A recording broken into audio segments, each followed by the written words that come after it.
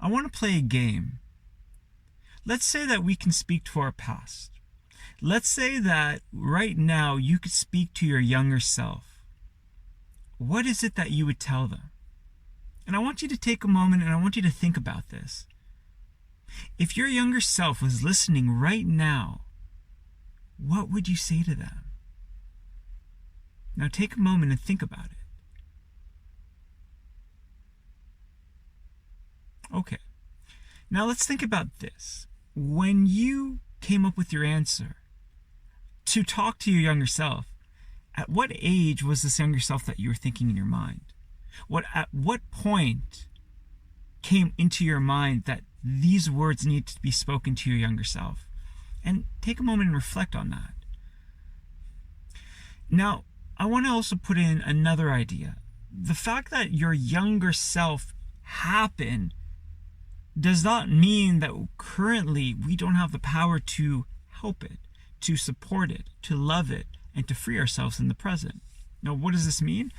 If you were to study any form of psychology, let's say NLP, it goes back to the beginning of a situation, very beginning of it, and it helps you to reframe and relook at everything that went on at that moment when that first memory of I can't, that first negative emotion came in, and it helps you to rewire the neural pathways within your brain to free yourself into the present. Now, if psychology has been doing this, that means that maybe, just maybe, our past isn't hardwired.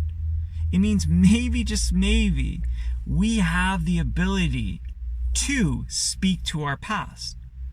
So if you know this now and you have the ability to speak to your past, what do you want to say to it? How do you want to support it? How do you want to show it love? How do you want to embrace it? And the reason I bring this up is because our past went through a lot of things so our present can be who we are today. But our past did not go through all these things so our present could still be stuck in the past. If you feel that you're still holding on to things that were said, playing over scenarios, then take a moment and speak to that past. Give it compassion, give it love, and let it understand that at the time, and I'm going to say this again, at that time, you did the best with what you knew. And now, because of that, you know differently. Now, because of that, you can do differently. So take a moment and reflect on that. Take a moment to speak to it. Take a moment to meditate.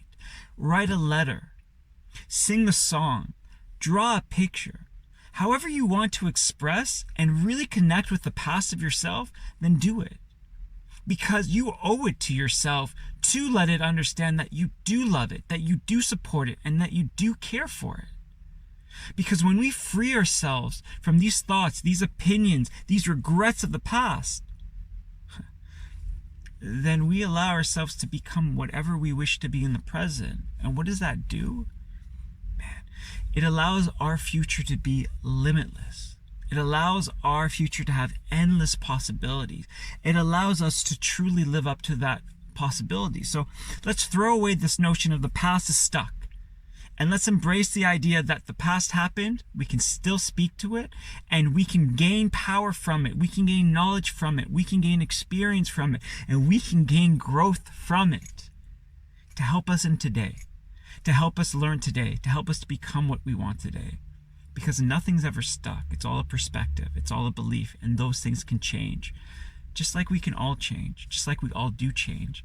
And what we did in the past is not there to define us. The only thing that we did in the past is there to remind us that every day we have a choice. And every day we can be whatever it is that we choose to be. So I ask you to take a moment and just talk to that past person, that past child, that past adult, whoever it is. Embrace them, show them love, because honestly, when we do, we give that to ourselves in the present and allows us to truly be free in the future. And I hope you take a moment, and I hope you get a moment to reflect on this and to do those things, because you do owe it to yourself. You do owe it to yourself. Have a good one.